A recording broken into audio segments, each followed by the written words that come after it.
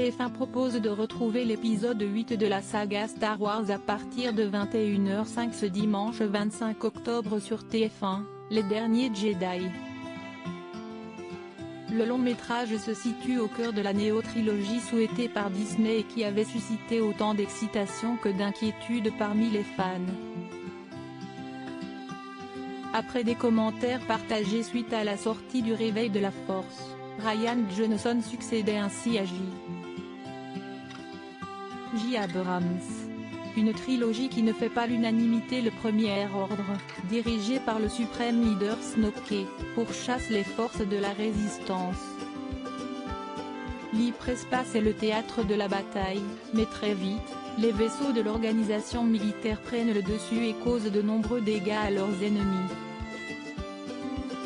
Leia Organa pense encore au retour de Luke Skywalker pour permettre de lutter contre les tyrans qui s'approchent désormais de la base rebelle. Pendant ce temps, les prisonniers tentent d'inverser le cours de l'histoire en préparant l'impossible évasion. L'attente est toujours au rendez-vous quand la franchise interstellaire se met à clignoter. Les bandes annonces de ce 8e opus ont enregistré des records de visionnage. Pourtant, le résultat a déçu l'un des acteurs historiques de Star Wars. Mark Hamill, dans la peau de Luke Skywalker, a peu goûté au sort réservé à son personnage. Dans une interview accordée à ABC, il a reconnu avoir directement interpellé le réalisateur.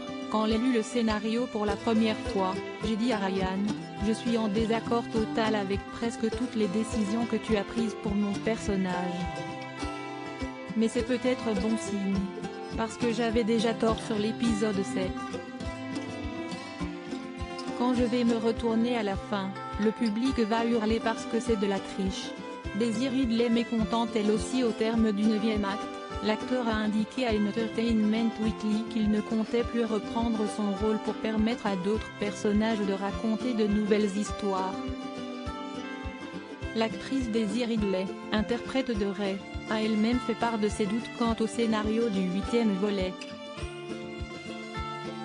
Dans les salles françaises, ce long-métrage a mobilisé plus de 7 millions de spectateurs, soit le plus gros succès de l'année 2017.